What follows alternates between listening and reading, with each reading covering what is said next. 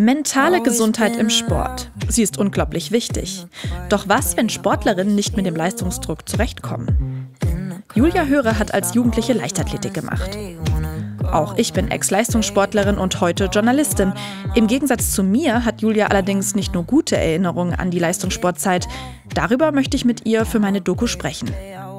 Hier dieses Bild, ich erinnere mich wirklich noch 100%ig an diesen Wettkampf. Es waren hessische Meisterschaften in Alsfeld, 1500 Meter. Es hat geregnet und ich kenne mein Gesicht und man sieht, alle sind angespannt, aber mein Gesicht ist wirklich versteinert und mir war schlecht. Das aber auch in einem Maß, dass ich an der Startlinie stand und dachte, ich will hier nicht stehen.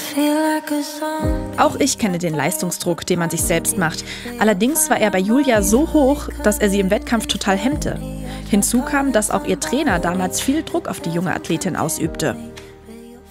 Das war im Training ein ständiges Vergleichen, ein ständiges Schauen auf die Zeiten. Schlechte Tage konntest du haben, aber bitte nicht zu häufig. Und Thema Körper stand extrem im Fokus und ich hatte Äußerungen von meinem Trainer, da war ich so 17, so im Sinne von ja noch 8 Kilo abnehmen. Und dann wird es irgendwie mit der Bestzeit über 800 was und 8 Kilo sind 8 Kilo. 8 Kilo ist brutal. Nicht nur brutal, sogar absolut verantwortungslos von ihrem damaligen Trainer. Dieses Thema und auch der Umgang mit ihren Ängsten hat Julia als Jugendliche mit sich selbst ausgemacht. Hilfe von Erwachsenen gab es nicht. Rückblickend hätte ich mir, glaube ich, auch Umfeld oder Trainer gewünscht, die auf diese emotionale Belastung mehr eingegangen wären. Ne? Also es war klar Thema, aber gefühlt auch immer nur Thema mit, kriegt es in den Griff, damit wir am Ende irgendwie die Leistung abrufen können. Und nicht, hey, wir sollten mal schauen, was dein Problem eigentlich ist. Also ganz wichtig ist... Während ihres Studiums hört Julia schließlich auf mit dem Leistungssport und findet ihre Liebe zum Yoga. Gemeinsam wollen wir noch eine kleine Yoga-Einheit machen. Es wird kein anstrengender Flow, einfach so, um uns ein bisschen durchzubewegen nach diesem harten Arbeitstag, den wir hatten. Yoga tut Julia noch aus einem weiteren Grund gut.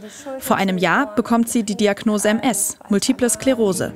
Es beginnt mit einem tauben Bein, sodass Julia erst denkt, es sei ein Bandscheibenvorfall.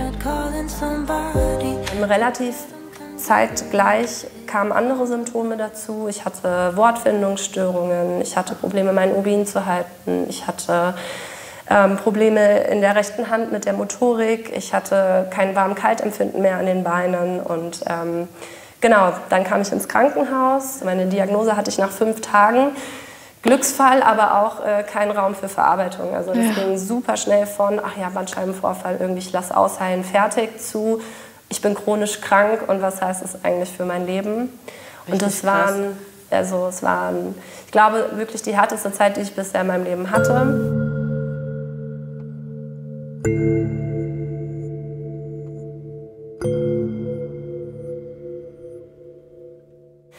In der Zeit wurde mir bewusst, wie sehr ich das Laufen liebe.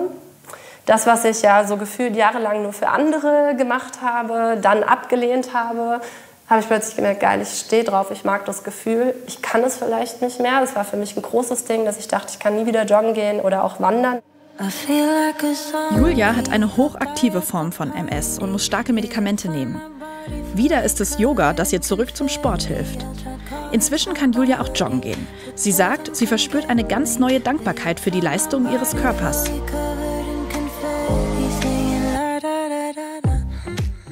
muss sagen, jedes Mal, wenn ich laufe, egal ob es 3 Kilometer oder 7 sind, das, was ich vor ein paar Jahren noch hatte, ich dachte, oh, 3 Kilometer, dafür hättest du früher die Schuhe nicht angezogen, ist weg. Ich bin einfach nur glücklich. Aber das klingt jetzt auch so, als ob die Krankheit dir letztlich geholfen hat, eigentlich auch ein bisschen Frieden mit diesem Leistungssport zu schließen. Total. Ja. Einfach auch, vor allem auch zu wissen, ich habe den Sport wirklich mal aus Freude angefangen. Ja. Weil ich habe immer so gedacht, vielleicht habe ich den auch einfach nur gemacht, weil ich gut war. Und jetzt zu spüren, nee, ich laufe wirklich gern. Ich laufe wirklich gern und das war die Basis, lässt mich auch wirklich da ein bisschen friedvoller drauf blicken. Und auch darum geht's in der Doku. Kann Sporthypnose bei Ängsten helfen? Und was, wenn aus Leistungsdruck eine Depression wird? Mehr zum Thema mentale Gesundheit im Sport gibt's jetzt in der Doku-Serie Sportsfreundin in der ARD Mediathek.